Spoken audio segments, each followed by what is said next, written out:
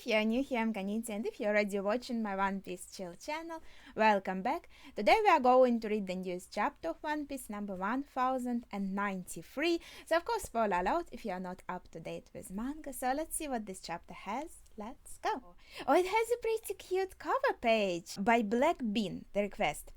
Tarsier brothers steal Kobe and Helmeppa's glasses. In Japanese, Tarsier is like glasses monkey. Oh, I guess it's like the type of monkey that has this name that made Black Bean think of this idea for the cover page. It's pretty cute. I like Kobe and Helmeppa here. And the monkeys are adorable. These glasses look good on them. But the name of the chapter is very exciting. Luffy versus Kizaru. Let's see. She, free as can be. Luffy! It looks cool. Well, this is a pickle. Hey, now. Woohoo, be gentle. Okay, so Luffy is spinning Kizaru around while Kizaru asks to be gentle with him. Be gentle with me. And he just throws Kizaru very, very far away. And it kind of feels like, I don't know, very fitting to Luffy. Remember, like, with, for example, his usual punch in the very first chapters, even with, like, the pistol gun, he was calling it. He would just send, like, enemy flying super far away. It's just, just a classic, you know, in manga to see this. He went flying. We should use this chance to get out of here. Yeah, leave Kizaru to Luffy. Yeah, but as we know, Kizaru is super fast. So even though he flew pretty far away, he can come back quite soon. Where are you going, Atlas? Chopper is asking meanwhile. To the lower stratum. I'm going to override the Pacifista's current objectives. This rocket, it's like a rocket backpack and it looks so cute. It's like there's some fluffy things on these rockets. If I don't, we'll be fried by their lasers the second we drop the barrier. Good thinking. Whoever controls the Pacifista will win this fight, and no one on the island has a higher command authority status than us, Vegapunks. Okay. Just a second, Atlas! Vegapunk is yelling. I'm coming with you! Huh? You think we're gonna let you go too, old-timer? The whole point is to keep you alive. I know, it's just... He looks so scared and nervous. There must be a reason why he wants to come. Frankie-kun, come in, he asks. To a cute snail.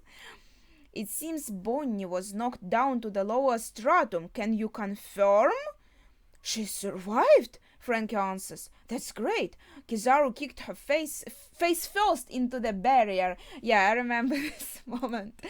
How could a strapping young lad like you let that happen to her? Vegapunk demands. Oh, my bad. I'll go help her right away. But the barrier's still up. Into the barrier. Do you mean like she went through the barrier?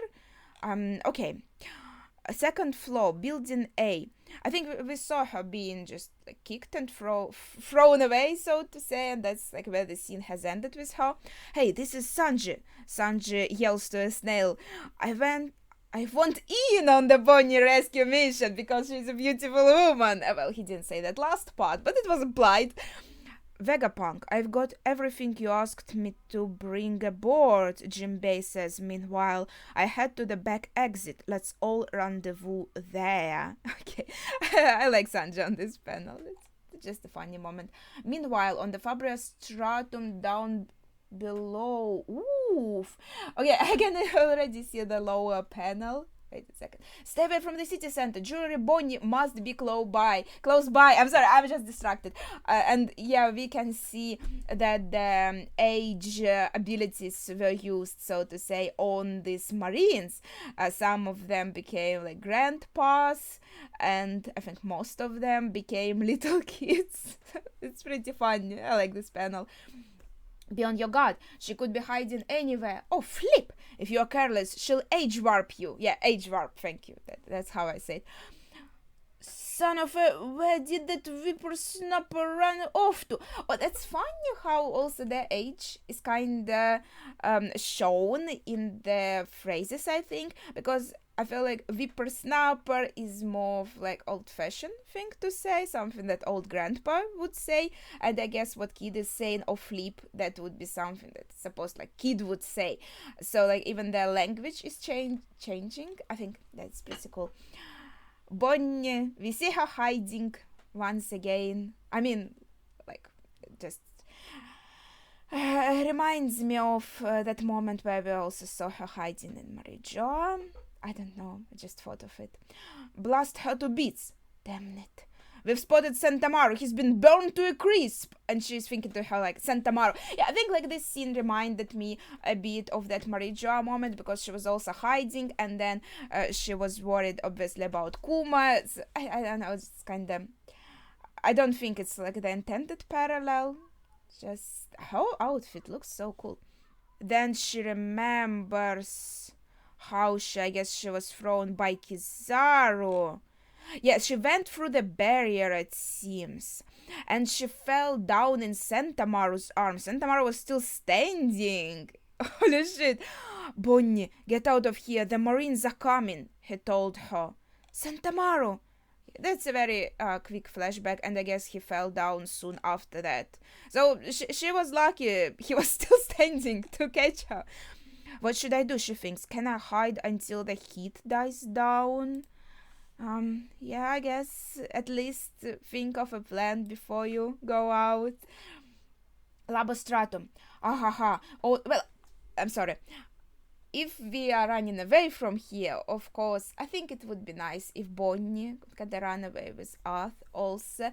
But I'm kind of curious to see where all of this topic with like Bonnie, Vegapunk, and Kuma is going, because we also have these scenes on Egghead kind of interchange a bit with the scenes on Marijoa with Kuma right now. So I feel like it seems like a build-up for something. Labostratum. Ahahaha. Oh, Zora, you guys are really going at it down there. Gachin. Gin. Need a hand? You just focus on Kizaru. So I assume this is like the sound of a battle. And Lucci and Zora are fighting it out. Both now breathing heavily. Oh yeah, that is pretty cool. That is pretty cool. Maybe like the sound of the swords and the sound of the claws. And there are some more sounds here in Japanese that I think were not translated. Maybe this is the same ones. If this is the best he's got, it shouldn't fall to the captain to handle him, Zora is saying. That would be pretty cool. I don't know, not all people, I feel like, in One Piece community like power scaling, I think it means, or like power range, like thinking like who is the same by power, who is more powerful, like most of the time I felt like Zora and Luffy are about at the same level of power, but then as the time went on, I think we could assume that after all Luffy is stronger if we do this kind of power scaling.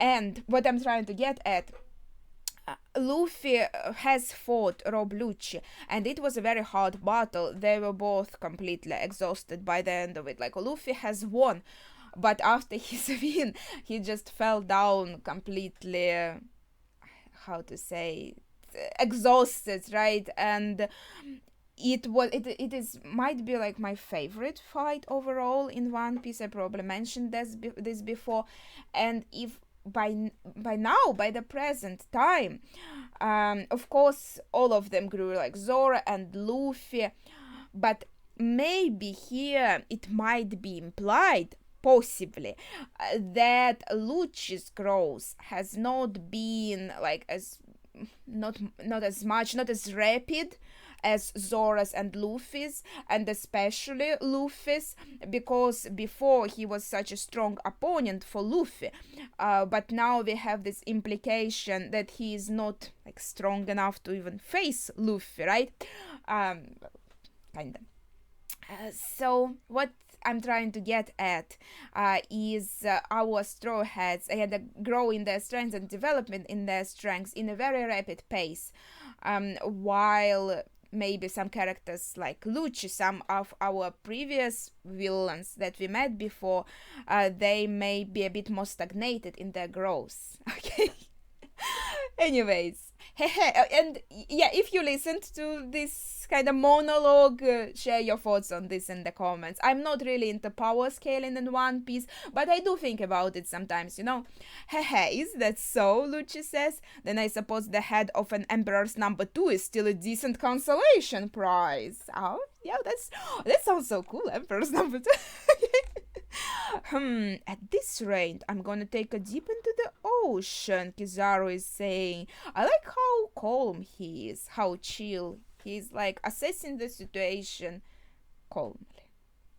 And this is a pretty cool panel with him, like flying over the water with also some kind of sound effect. Looks pretty fun. Yasakani no Magatama. So he also again becomes light. So I guess he uses his ability of many light particles to create this kind of light effect that is going to help him avoid falling in the water. So this light is in the air and Luffy sees it. And he's like, what the... How? So each particle of this structure becomes Kizaru. He is not one of these particles. He's like all of these particles. And again, Luffy has this cartoonish effect with Kizaru. Like, what the heck? There's so many Kizarus. Ameno Murakumo, the last of the 3 imperial regalia of Japan, is the name of the next attack, and it looks like a pretty cool light sword appears now in Light Kizaru's hands. That's hot. Oh, and it drew blood. Gamu Gamu Booming Dawn Whip. Okay. Alright, he goes in for some of these Light Kizarus and dissolves them in the middle, but this like he says, more hollow ghosts, like holograms. Luffy seems to be conflating the holograms he encountered in chapter 1062 and Piranha's fruit power. I understand why he thought about fruit power, but actually it reminded me, because this arc reminds me of Enies Lobby in some parts, obviously, like because of the characters. I remembered how Nami actually used her Mirage ability, but in her case all the Namis were different, so it looked pretty cool. Some were like shorter and plumpier, some were taller, and there weren't that many of them, I think. But I don't remember this fight. Actually, I liked this fight also a lot. It was so cool. I need to reread the Enies Lobby. It honestly, I feel like had the best fights in One Piece, in my opinion. I really enjoyed them. But yeah, he's thinking also about Piranha, and Piranha's fight with Usopp. Oh, it was so good. My friend, who is like a big fan of Usopp, his favorite character is Usopp, he always remembers this fight with Piranha. It was pretty fun. I actually did reread it a little bit, not that recently. Gotcha, Gamu Gamu! So he feels like one of the Kizarus yelled, "Wah!" And this must be the real Kizaru? Booming Dawn Stamp! Woof! He just goes with his leg and his foot through all of the Kizarus. It's funny. Did I take... And I like how also, I didn't talk about it before, like the names of the attacks. While he is in his like Joy Boy form, he has these different names of attacks with Booming Dawn, which is like doesn't even need to be explained. It just works so well with the reality of with the true nature of his fruit. Did I take out the real one too? So maybe he didn't actually figure out who's the real one. Maybe he just decided to go for all of them immediately. No way, he's back there! Shocked again. Oh, wait, he's already, I don't know, grabbing Usopp. He got me! Luffy's eyes go a long way. Holy shit. Luffy... how strange. Vegapunk is not here. Kizaru is confused. Yeah, Vegapunk went with Atlas. Hold on, let me in, Vegapunk, Sanji begs. Oh no. So, Atlas and Vegapunk in the Vegatank 8. It's like a closed-in capsule, like a bubble, you know? And poor Sanji is trying to hold on. What do you even holding on? What part of the capsule? How? What's gotten into you? You look like you're gonna burst a blood vessel. You know, good marine brigands. Don't you dare lay a finger on her. Hang on, Bonnie, I'm coming. I'll be damned if I stand by while a little girl gets murdered. Okay, that's interesting. So Sanji is like, hey, Vegapunk, why are you so worked up? And Vegapunk is like, I really care about Bonnie in particular. I can't let a little girl get murdered, either just because he kinda knows Bonnie, like, wants to protect Bonnie in particular, or he just cares about kids. Okay. Apple Grumps, don't go down, Luffy yells. You're gonna get yourself killed. And where do you think you are going, Vegapunk? Kizaru asks, sending out a beam of light, but Luffy goes in just in time to block it literally with his body, and it goes right into his eyes, or like burns his eyes, you know, like the bright light, it hurts your eyes. My eyes, it's so hot. But it's very selfless of him. Well, I mean, obviously it's Luffy, but like covering Vegapunk like this, I'm sure. Yeah, the Vegatank was right under this light attack where we see Luffy here in the sky, so most likely this block definitely saved Vegapunk. I'm tagging along, Frankie also. Oh wait, now, so they let Sanji in and now Frankie's the one holding on the bubble. Okay, this is my favorite, like, fun moment of the chapter. These two combined. Lilith, use General Frankie to get the ship out of danger. Okie dokie. And, okay, last page. Egghead Port. Urgent update. Dr. Vegapunk is attempting to leave the Labostratum and head down. I'm standing by to deactivate the Frontier Dome. We can reseal it in a jiffy right after they pass. Okay, so we kind of open the gates for them, so to say. All Pacifista units, come in. This is an override command from Vegapunk.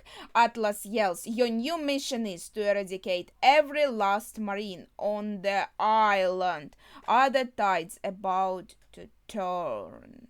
Bzzzt. Yes, so the problem is that one of the Gorosei is also here, and I'm pretty sure on the scale Gorosei are like at the top. So if Gorosei comes out, oh my gosh, it gives a command, then obviously it's going to like override the Vegapunk's commands as far as I remember. So basically this is the end of the chapter and there is a break next week. I would say like not that many things happened this chapter. There were some things happening. There was some information. We saw a Vegapunk. We saw Luffy fight Kizaru a little bit, but not like super seriously. It's like they're squabbling in a sense that Kizaru just wants to achieve his goal and isn't really taking like the fight with Luffy 100% like serious, concentrated on this, right? And Luffy also isn't looking to like fight to the death right now. He's just in a sense that he's just trying to protect Vegapunk and kind of distract Kizaru and take Kizaru out of this equation somewhere, you know. So it's not like they're fully concentrated on simply like fighting each other, but it's still pretty cool, and we had some cool attacks. We had a bit of Zoro versus Lucci, and I feel like the way Vegapunk worries about Bonnie is supposed to also imply some mystery. As I said, I'm really curious where all of this goes, like with Bonnie. And yeah, there was some fun moments and this cute rocket. And yeah, that's it.